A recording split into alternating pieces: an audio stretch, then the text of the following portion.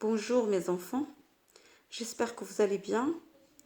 Donc nous avons une leçon d'orthographe. Vous ouvrez vos manuels sur la page 217. Je vous lis les phrases du bandeau. Est-ce que les hirondelles sont arrivées? C'est vrai, les hirondelles sont-elles arrivées? Ont-elles retrouvé leur nid sous le toit? Donc quel est le type de ces trois phrases? Donc ces phrases sont des phrases interrogatives. Donc nous allons faire un petit rappel de la phrase interrogative. On a déjà dit que la phrase interrogative pose une question. Elle se termine toujours par un point d'interrogation et elle peut se construire de plusieurs façons. Elle se construit avec intonation, elle se construit avec inversion de sujet ou bien avec un mot interrogatif, comme est-ce que, comme quand, comme pourquoi, comme à quoi, ainsi de suite. D'accord? Donc, le titre de la leçon d'aujourd'hui, c'est l'accord du verbe avec son sujet dans la phrase interrogative. Et nous allons voir ses façons de construction. Donc, le sujet dans ses façons de construction, dans l'intonation, dans l'inversion de sujet et avec un mot interrogatif. Donc, on passe à je réfléchis, encadre le verbe, souligne le sujet. Donc, Hilda vit près du port. Hilda vit près du port. Alors, vous remarquez ici que on a l'intonation. Le verbe, c'est vit. Son sujet, c'est Hilda. Hilda vit-elle près du port? Donc, le verbe, c'est vit. Son sujet, c'est Hilda. Mais ici, il est repris par un pronom. Est-ce que Hilda vit près du port? Donc, le verbe, c'est vit. Son sujet, c'est Hilda. Tu peux voler. Tu peux voler? Peux-tu voler? Est-ce que tu peux voler? Donc, le verbe, c'est toujours peut. Hein? Et son sujet, c'est tu, qui est un pronom personnel. Donc, passons à 3. Tu as entendu parler du roi des rats? As-tu entendu parler du roi des rats? Est-ce que tu as entendu parler du roi des rats? Donc, le verbe ici, c'est le verbe entendre conjugué au passé composé. Son sujet, c'est le pronom tu.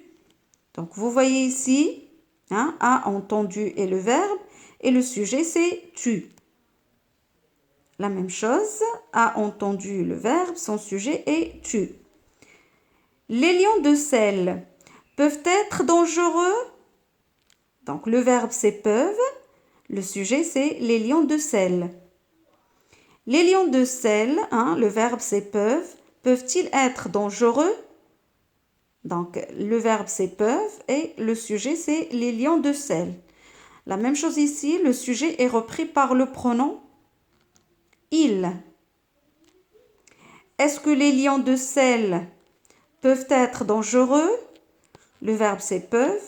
Le sujet, c'est les lions de sel. Donc, maintenant, nous allons passer à où est placé le sujet dans la phrase interrogative. Donc, j'ai repris ces phrases dans le tableau suivant. Donc, le sujet, dans la première colonne, le sujet placé devant le verbe. Donc, Hilda est le sujet, il est placé devant le verbe. Avec est-ce que l'ordre n'a pas changé, le sujet est placé devant le verbe. La même chose, le sujet ici c'est tu, il est placé devant le verbe. Et la même chose ici, hein, dans la dernière phrase, hein, tu as entendu parler du roi des rats, le sujet est placé devant le verbe. Passons maintenant à la deuxième colonne, le sujet devant le verbe est repris par un pronom après le verbe. Donc, regardez bien, le verbe là, il est placé entre le sujet et le pronom qui reprend le sujet. D'accord? Donc, si le sujet est repris par un pronom, hein, est repris par un pronom, on le relie au verbe par un trait d'union. Si le verbe est une voyelle, dans le deuxième exemple, ou bien il se termine par une voyelle, on écrit un T entre le verbe et le pronom, hein, pour marquer la liaison. Hilda a-t-elle un oiseau? On passe à la troisième colonne, le sujet après le verbe. Donc, regardez bien ici, on a l'inversion de sujet. Donc, le sujet est inversé. Il vient après le verbe. Il est placé après le verbe. Donc, dans la dernière colonne, quand le verbe est conjugué au passé composé, le sujet est placé entre l'auxiliaire et le participe passé. Comme dans l'exemple, as-tu entendu parler du roi des rats?